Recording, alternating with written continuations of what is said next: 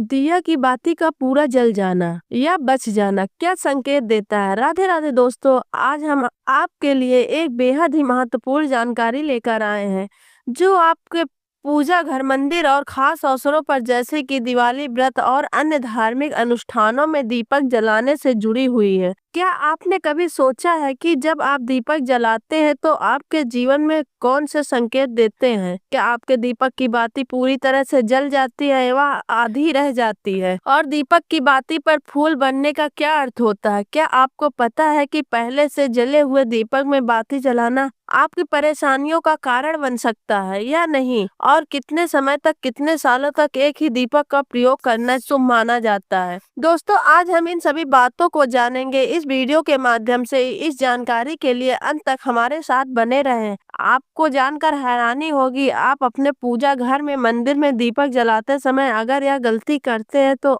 आपको इसका परिणाम जरूर भुगतना होगा। दीपक की बाती का पूरा जल जाना और बाकी का बच जाना ही अलग अलग संकेत देता है, जो हमारे लिए जानना बहुत जरूरी है। आगे बढ़ने से पहले माँ लक्ष्मी की कृपा पाना चाहते हो तो इस वीडियो को लाइक करें, चैनल को सब्सक्राइब करें और कमेंट बॉक्स में जय माता लक्ष्मी जरूर लिखें। चलिए शुरू करते हैं दोस्तों।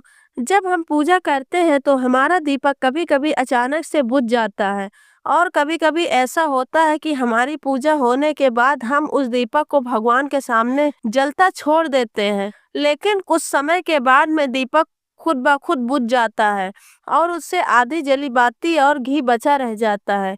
और कभी कभी तो हमारे दीपक की बाती पूरी जल जाती है और उसमें फूल भी बन जाता है। तो इसके अलग अलग नकारात्मक और सकारात्मक परिणाम होते हैं। तो सबसे पहले यह जानते हैं कि अगर हमारे दीपक में फूल बन रहा है तो इसका क्या मतलब होगा। दोस्तों, अगर हमारे दीपक की बाती में फूल बनता है तो इसका सीधा सा मतलब है कि भगवान ने हमारी प्रार्थना को स्वीकार कर लिया है और वह हमारी पूजा से प्रसन्न है। इसका संकेत वह बाती में बने इस फूल के माध्यम से देते हैं। अगर आपके घर में दिव्य शक्तियां मौजूद हैं और आपके साथ साथ वह भी ईश्वर की पूजा में आपका ध्यान रखती हैं, तो आपके दीपक की बाती में एक से ज्यादा फूल बनते हैं और कभी कभी साथ ही किसी भी देवी देवता के स्वरूप में दिखने लगता है। तो अगर आपके दीपक की बाती में फूल बन रहा है तो आप सच में बहुत भाग्यशाली हैं। इसी के साथ दीपक जलाने के भी कुछ खास नियम आपको जरूर जान लेना चाहिए। दोस्तों, अगर आप पहले से जले हुए दीपक में अपनी बाती रख कर जलाते हैं तो ऐसा करने से दुर्भाग्य आपका पीछा कभी नहीं छोड़ता। अगर दीपक में पहले से जली बाती की राख है या फिर रुई और कालिक है तो आपने अपनी बाती उसमें रख कर जला दी तो ऐसा करने से भगवान आपसे नाराज हो सकते हैं और आपको इससे बहुत ही भयानक परिणाम देखने को मिलते हैं।